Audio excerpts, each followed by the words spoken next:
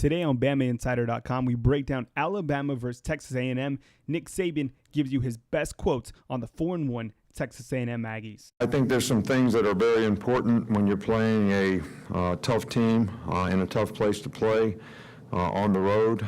Maybe the best team we played to date so far. They got a great rushing attack, very opportunistic defense that plays very physical and aggressive up front.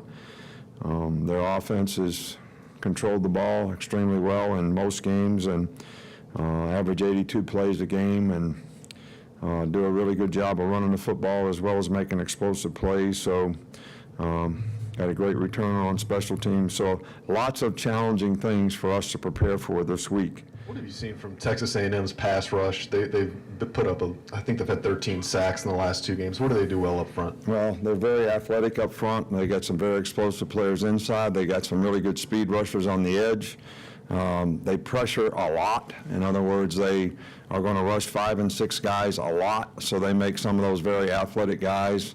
They put you in a position where you have to single block those guys and you can't help much on them. So I think it's the combination of they have a really good scheme and they have really good players who can pass rush and finish on the quarterback. And they also create a lot of negative plays, so they create a down and distance where it's in their favor to do that on 3rd down. So this is a really, it's a challenge to be able to block their pressures. And I think if we're going to make any plays down the field and be a good 3rd down team, it'll start with that. Just wondering how you've seen Texas A&M quarterback Kellen Mond progress over the season, and where is he at this point? Well, he does a great job for them. I think they've done a really good job of doing things that he can do, and he does a really good job of it. He's made some really good throws and been very productive in the passing game when they've asked him to do it. They do a lot of quarterback runs, and he has done a good job of making, I think he's gained 254 yards rushing so far this season.